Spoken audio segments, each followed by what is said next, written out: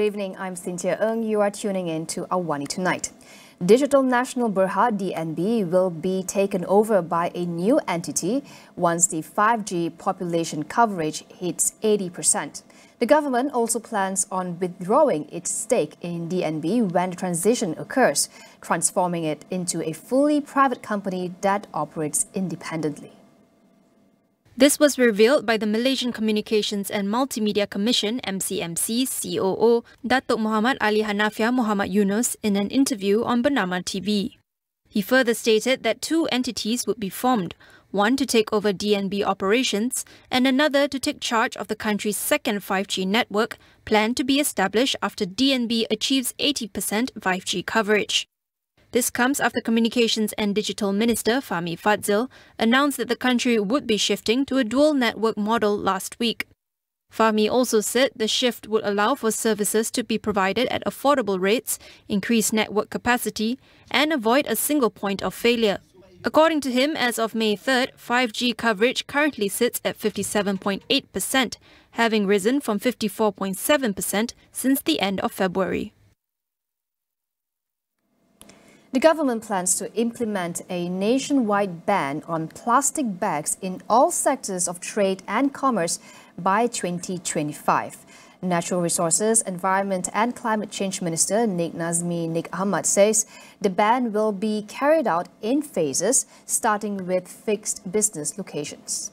At present, the ban only applies to physical outlets such as supermarkets and sundry shops, but will soon be extended to roadside stalls as well. Selangor, Penang, Johor and Negeri Sembilan are among the states that have already implemented the ban. Nik Nazmi said the No Plastic Bags campaign would also be expanded to other business locations after it is carried out in all physical outlets by 2025. He added that the move was part of a long-term initiative to address pollution caused by single-use plastic in Malaysia. Malaysia is among the top 10 nations worldwide facing single-use plastic pollution, having used 148,000 metric tons of plastic for food packaging alone in 2020. Malaysia is lifting its ban on renewable energy exports to enhance the country's green economy policy. Economy Minister Refugee Ramli says it is time to find ways to reduce the country's reliance on fossil fuels and to be more energy efficient.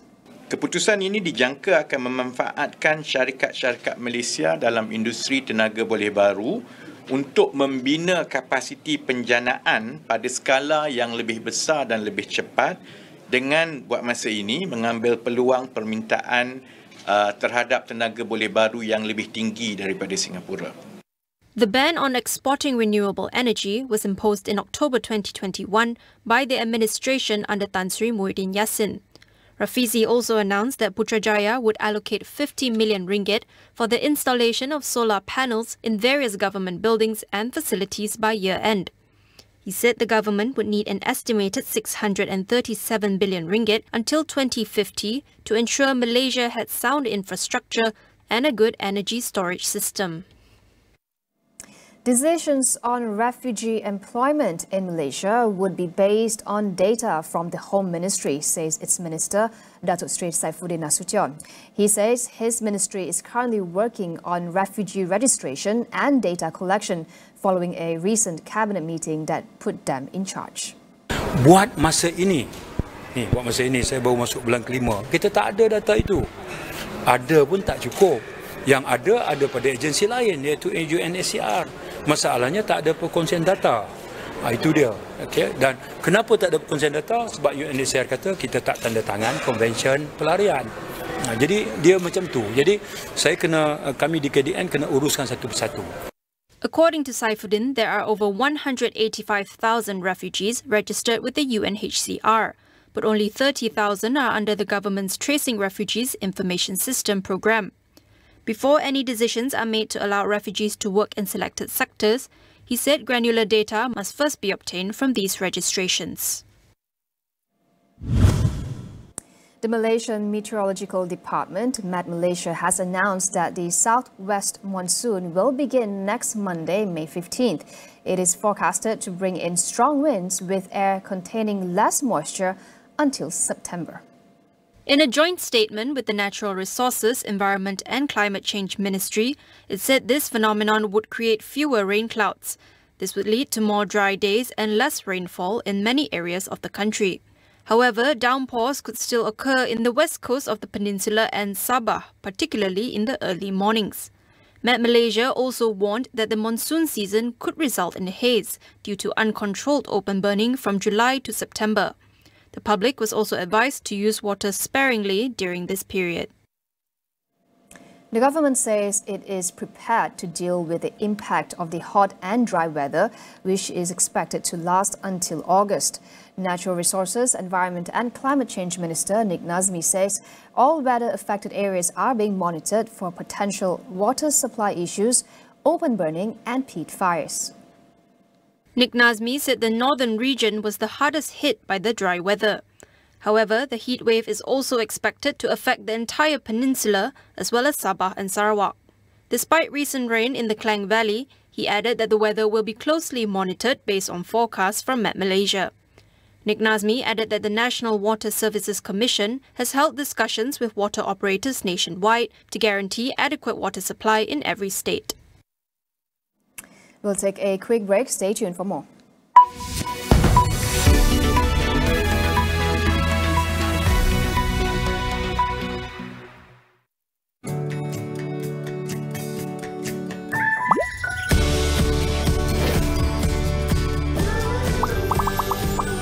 Serlakan keceriaan dengan Gardenia Quick Bites.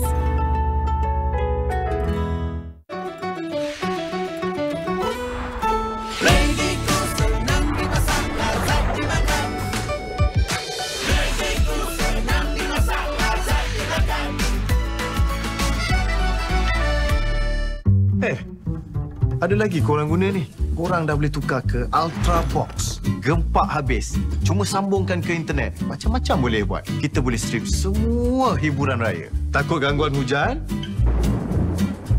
Relaxlah. Itu dulu. Kisah yang lama jangan diukir. Ada lagi. Astro Baharu ada macam-macam apps. Barulah meriah. Korang tunggu apa lagi? Dah hantar ke? Belum?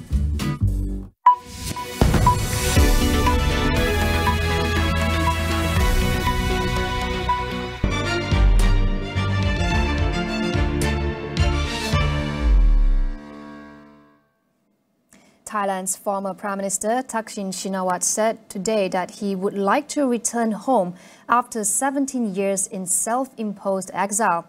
The announcement has turned up the heat in Thai politics just days ahead of the country's general elections scheduled to take place this Sunday.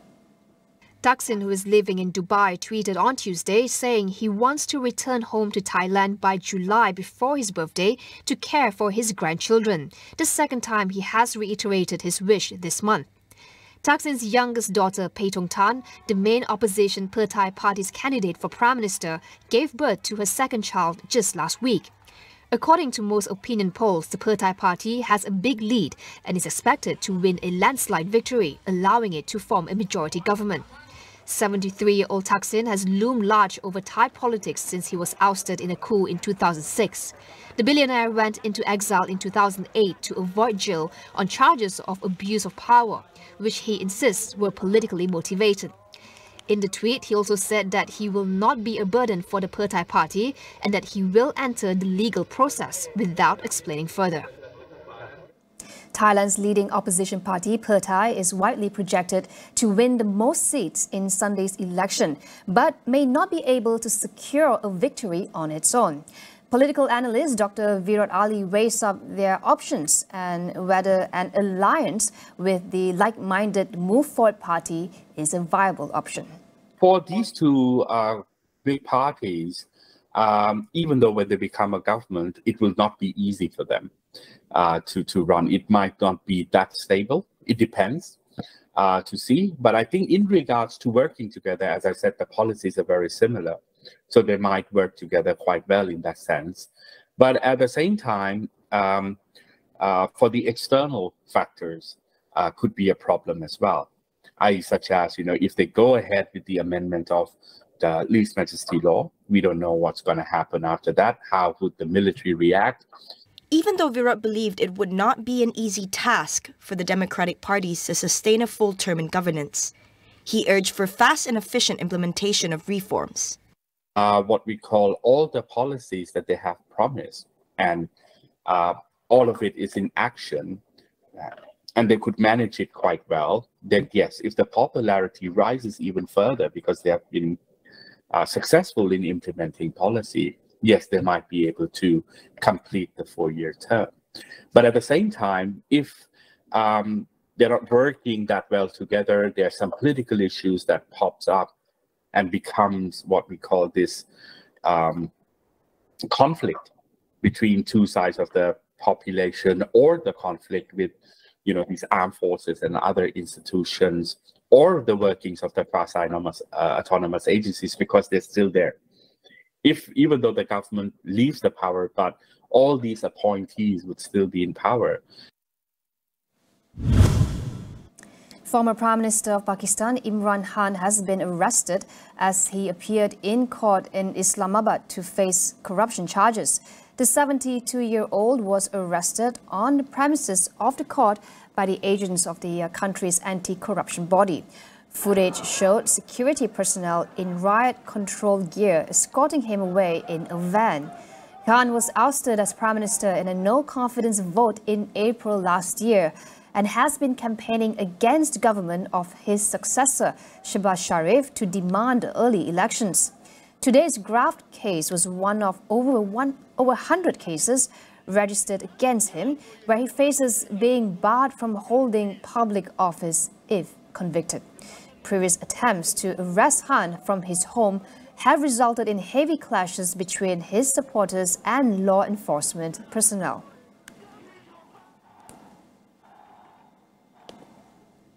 China has expelled a Canadian diplomat in Shanghai a day after Canada announced it would expel a Chinese diplomat who was accused of intimidating a Canadian politician. China Foreign Ministry in a statement said Jennifer Lin Lalonde, who works for the Canadian Consulate General in Shanghai, has until May 13th to leave China. China said the move was reciprocal in light of the treatment received by its Toronto-based diplomat Zhao Wei. On Monday, Canada declared Zhao persona non grata and ordered her to leave the country. The news follows mounting public pressure on the Canadian government to respond to revelations by the Canadian Security Intelligence Service that a Chinese diplomat in the country had taken efforts targeting opposition lawmaker Michael Chong and his relatives who may be in China. This was after Chong sponsored a motion to condemn China's treatment of its Uyghur Muslim minority group. The move escalates already tense relations between the two countries, as Canadian authorities grow increasingly concerned about Chinese influence within its borders. Russia's President Vladimir Putin led a scaled-back parade in Moscow for Victory Day, which commemorates the Soviet victory over Nazi Germany in World War II. The parade took place on the same day Russia launched 15 cruise missiles on Ukraine's capital, which officials in Kiev say have all been shot down. Although Russia proceeded with its parade on Red Square, this year's events were scaled back due to security concerns. There were fewer soldiers, less military hardware, no military flypast, and the parade was shorter than in previous years. Speaking at the 78th anniversary of the event, Putin repeated his assertion that the West had launched a true war against Russia. He also linked the country's invasion of Ukraine to the struggle against Nazism, claiming that Russia was defending its sovereignty.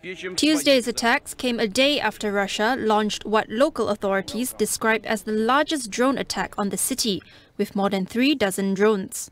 The drones were part of a renewed air campaign unleashed 10 days ago, after a lull since early March. That wraps up Awani Tonight. I'm Cynthia Ng. Thanks for watching and good night.